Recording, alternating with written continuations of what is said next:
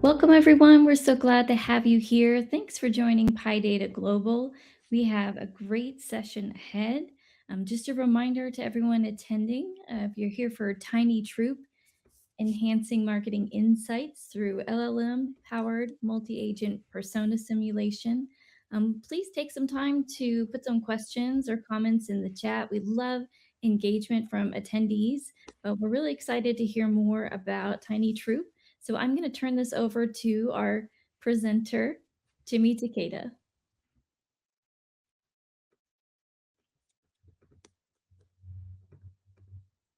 Hi, hello everyone. Thank you for coming to my talk. I'm Hajime and Jimmy, a data scientist at WikiHouse. Today, I'll be speaking about TinyTroupe, multi-agent persona simulations. So let's get started. This is the agenda for my talk. I will start with the business context and why we need the multi-agent simulation. Then I will introduce TinyTroupe and move to a code walkthrough. At the end of the talk, I will offer some practical recommendations. So just a quick introduction. I've been spent my career working in data science for marketing, retail, and e-commerce in both Japan and the US.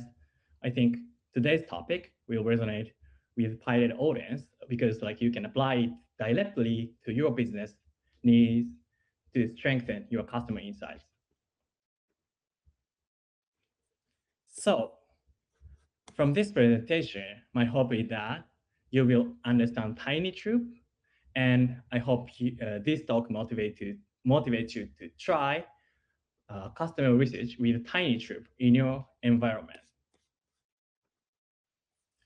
The business context.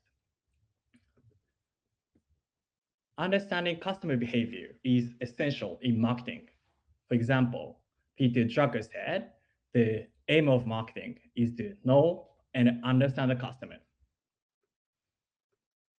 Jeff Bezos also said, start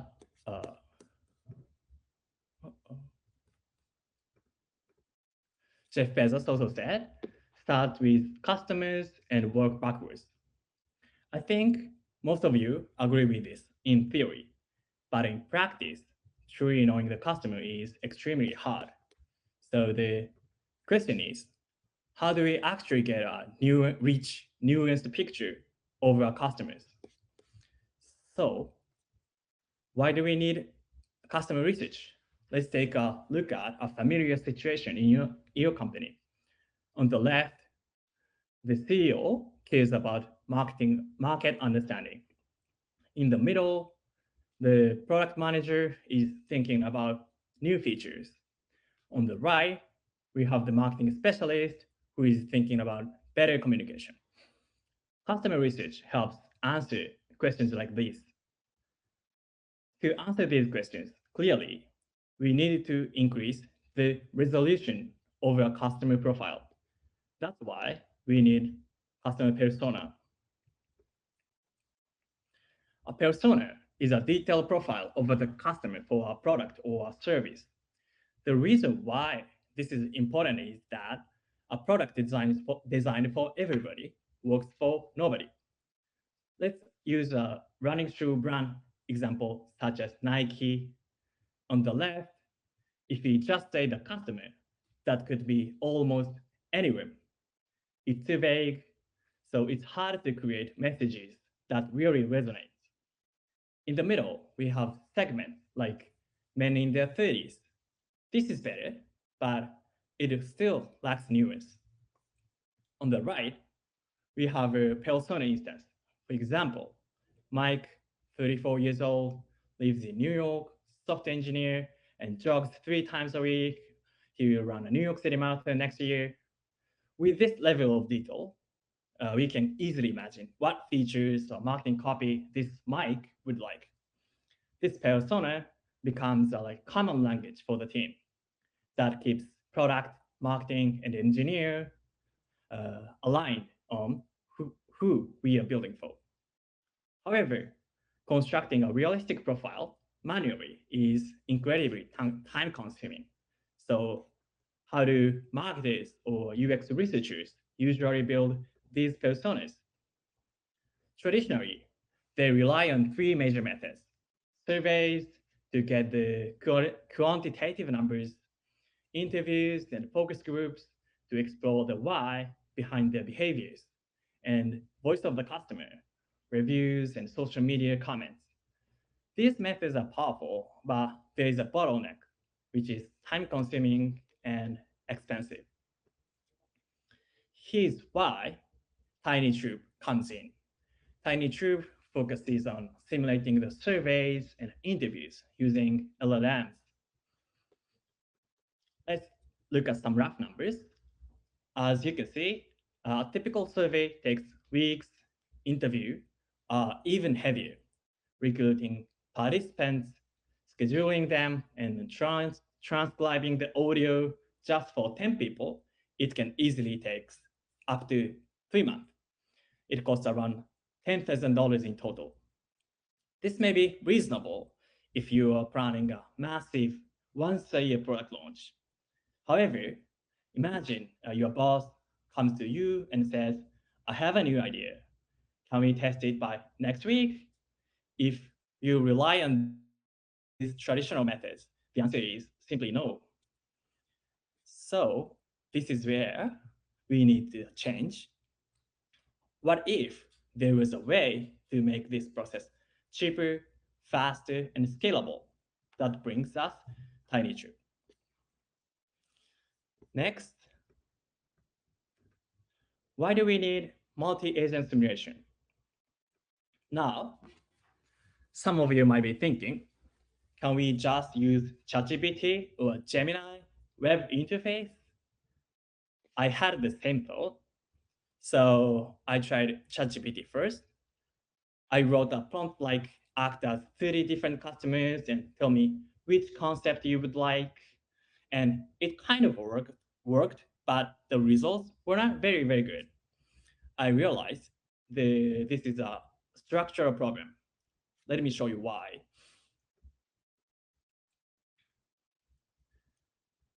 So does this single chat approach fail? It's not that the model is bad. There are three main issues. First, context leakage. If you put many personas in one chat thread, they all share the same conversation history. Persona A can see everything Persona B said, and vice versa. Over a few terms, they start to be influenced by each other. Second, the safety bias. Of course, LLM models are tuned to be polite and unbiased. That's great for many tasks. But for personas, we want to hear the unique, even wrong, or biased opinion, like real customers. Third, scaling and control. In a single chat thread, everything becomes one long scroll of text. Imagine trying to simulate 100 customers in a single chat. It becomes hard to see who said what. It's also hard to reproduce the same set of personas or send a follow-up questions to some of them. So to fix these problems, we need to move from a one long chat to a multi-agent architecture. First, we need to have separate minds. Instead of one model pretending to be everyone, each agent here is a distinct entity. Each agent has its own goal and profile. So different agents can think and react in different ways. Second, separate memory. Agents don't share one global chat history. Each agent keeps its own private history and internal state. And we need the orchestrator or environment. We need a system to manage how agents interact. So this orchestrator controls the discussion and records the results perfectly. In essence, multi-agent architecture is defined by this autonomy and isolation. From this architectural perspective, this is exactly a standard form of a multi-agent architecture.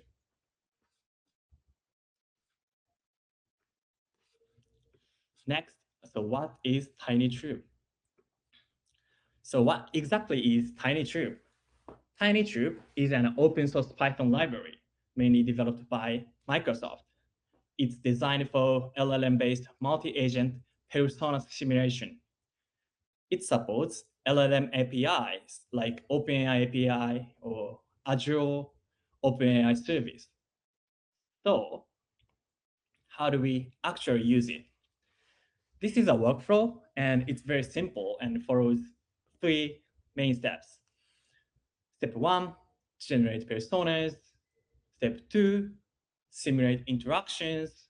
And step three, extract and analyze results. I will walk you through the code for these steps in a minute, but first, let's take a look at some key concepts here.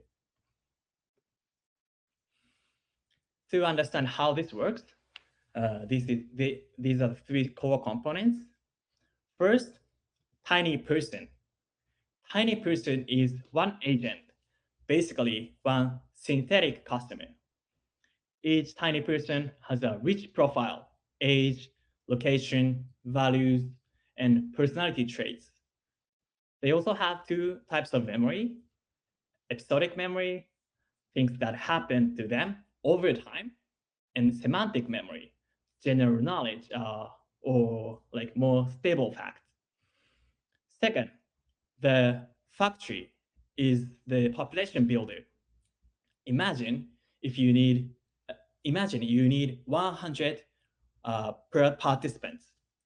If you manually define 20 different profile fields for 100 different agents, it will take hours, right? Instead, you give the factory uh, a high level request in natural language, and it generates realistic, detailed personas for you. For example, you can say create 100 teenagers in San Francisco. The factory then fills in all the details for each person. Third, tiny world. Tiny world is the environment and orchestrator. Here, you can design interview scenarios. For example, you can decide: uh, do you want do you interview agents one by one, or do you want to put them into small groups and like let them debate? So the how is TinyTroupe different from other popular multi-agent libraries like CrewAI, LangGraph, or OddGen? The short answer is TinyTroupe is a simulation engine, not an AI assistant. On the left, libraries like CrewAI or LangGraphs are designed to complete tasks. They should be helpful and unbiased, and we judge them by task success and accuracy. On the right, TinyTroupe is different. TinyTroupe's ultimate goal is not to finish a job, but to mimic human behavior. That means agents can be biased, emotional, or even irrational occasionally. We are not looking for the correct answer. Instead, we care about plausibility. Does, does this sound like something a real person might say? In the next section, I'll walk you through the actual code. So today, I don't have enough time to cover all of the details, but if you would like to explore the full notebook, you can scan this QR code and visit the GitHub repository. I'll put the same link in the chat box.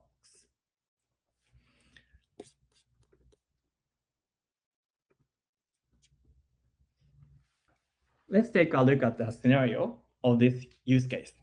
Imagine a running shoe brand testing three product concepts in the US market. Option A, lightweight. Option B, cushioned. Option C, versatile style. We want to know who chooses which option and why. We'll use TinyTroupe to run virtual interviews across three segments: serious runners, casual joggers, and fashion conscious shoppers. Step one is to generate personas, virtual customers. As input, we need a quick definition of the target customer segment. Also, we use a US demographics file called usa.json. It contains age distributions, locations, beliefs, and so on. As output, we generate 10 personas per customer segment. So in total, we get 30 tiny person agents. Here's the code. It's actually quite simple. First, we define a short context for the serious runner segment. For example, you run 15 plus miles per week and you train for races and something. Then we call tiny person factory. We give it three things: the path to USA.json, the number of people we run, and this context string. The factory then creates 10 different personas that match this description. The nice part is they follow our segment definition, and they also follow realistic demographic US demographics from USA.json. We repeat the same pattern for other two segments. So here's the output in JSON. Please note that the image on the left was generated with this JSON description using normal ChatGPT, not TinyTroupe though. This is Dorian.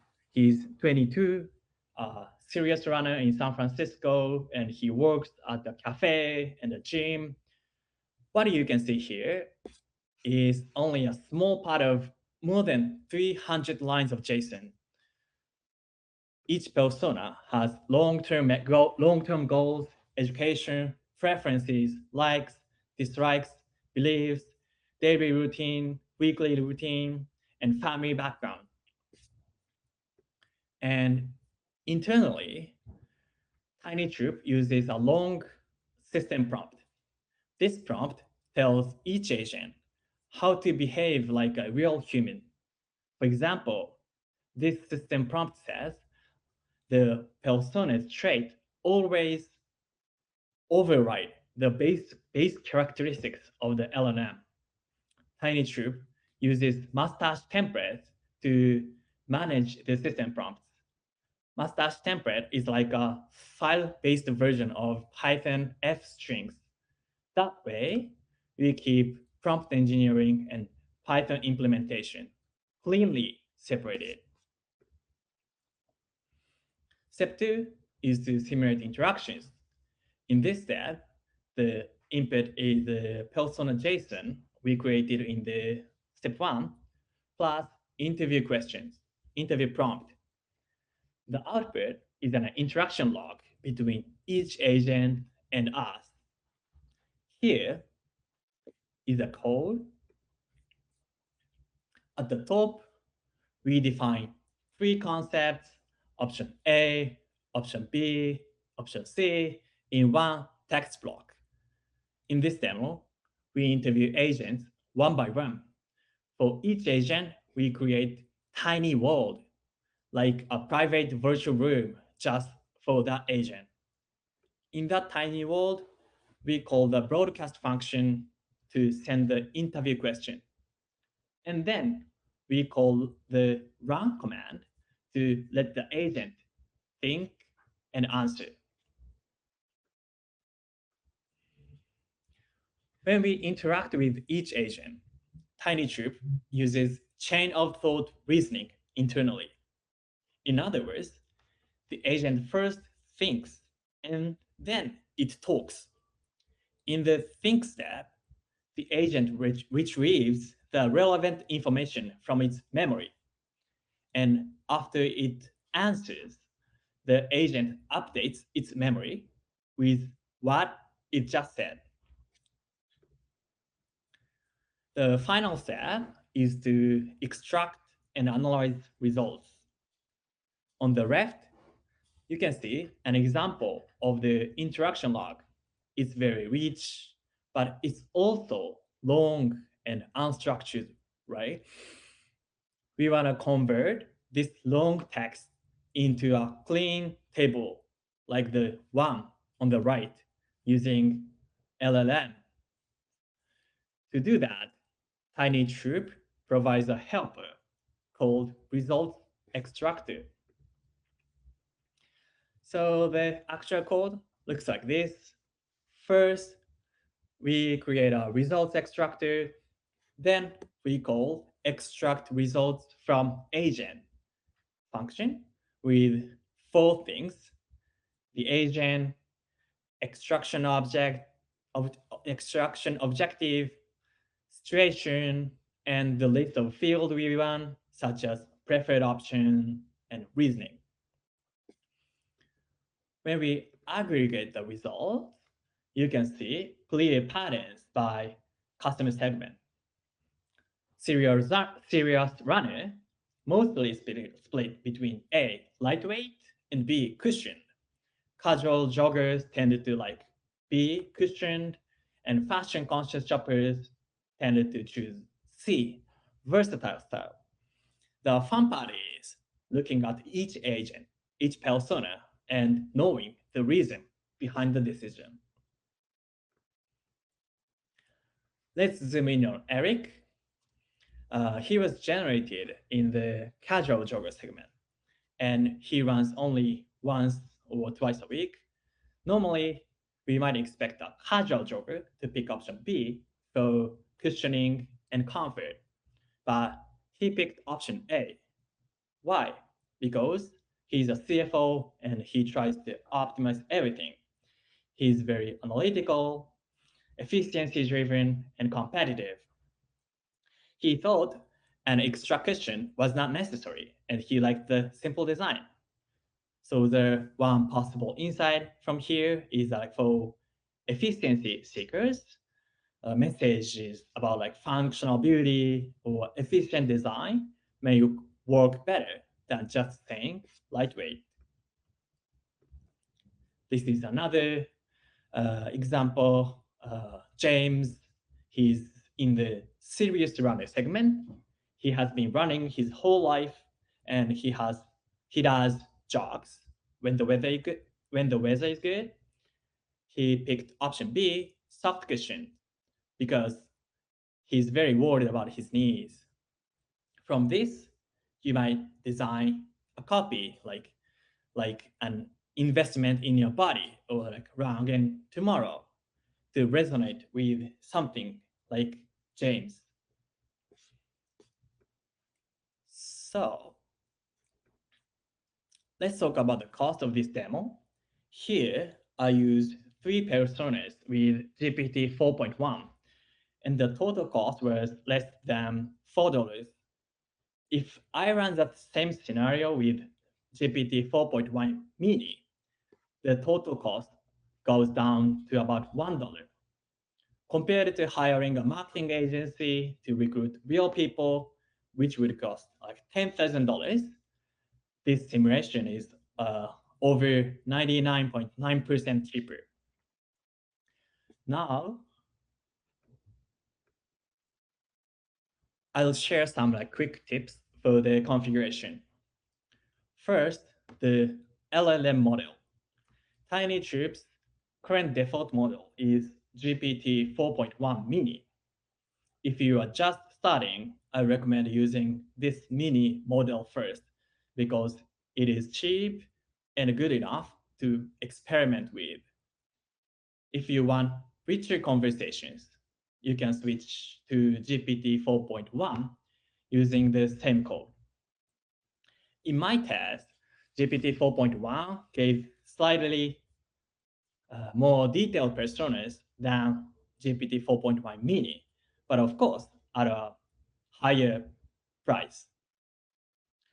Support for GPT-5 family in TinyTroupe is still under review on GitHub, So for now, I recommend you to stay with the 4.1 family because the system prompts in TinyTroupe are mainly tuned for the GPT 4.1 family. Next, temperature. The temperature controls how random and diverse the answers are. A high temperature like 1.2 to 1.5 gives you more diverse, sometimes edgy personas, but sometimes you may see broken JSON. A lower temperature is more stable, but the opinion can be like bit generic. My suggestion is to start at a higher temperature, like 1.2, 1.3, 1.4, and if you see many errors, simply lower the temperature. Finally, about sample size, I recommend starting small, maybe fewer than 10 personas to tune your prompts and scenario questions.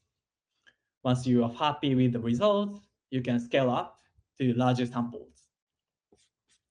So to wrap up, uh, traditional customer research is powerful, but it's slow, expensive. So with TinyTroupe, you can prototype and validate ideas much faster and much cheaper. So here are some links from my talk today. Thank you very much for your time.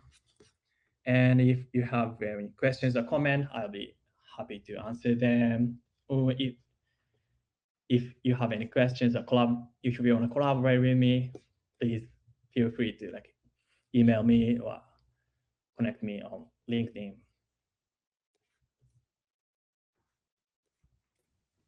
Thanks, Jimmy. You have a couple of questions in the chat. Looks like we have about 3 different questions there. And we also have a couple of questions in the Q&A as well. Mhm. Can TinyTroupe also evaluate UI mockups? So is it possible to handle not only text but visual input? Currently, it does not support like UI or mockups, I think. And what should the input be to these models? What should the input be to these models? Demographics, geographics, psychographic data. So for regarding the question from Thiago, so the input of this modeling is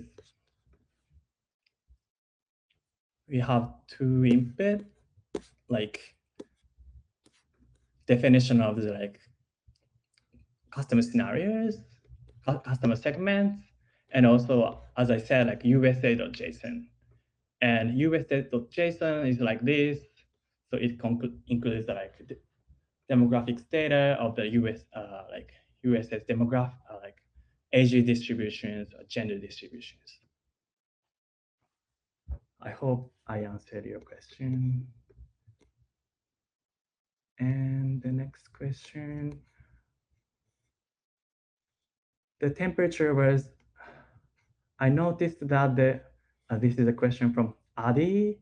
I noticed that the temperature was very low, about 1.1. Is this intentional, make the LLM more creative?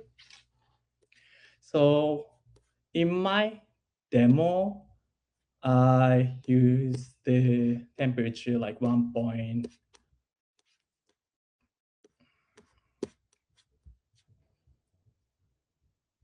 I think the temperature was like 1.3. So, but you can adjust this as I share in the like summary session. And also, will it be possible to get a copy of your slide? Yeah, I will share the slide later. Did I miss some other questions? I think I covered all of the questions, but feel free to like reach out to me if you have any other questions, and I'm very happy to discuss with you. Perfect. Thank you so much. This was a great presentation. And everyone, thank you for attending. I hope you really enjoyed PyData Global, and please continue to reach out to each other. I know that all of our speakers will be happy to connect even after this event. Jimmy, thank you so much. Have a wonderful rest of your day. Thank you so much.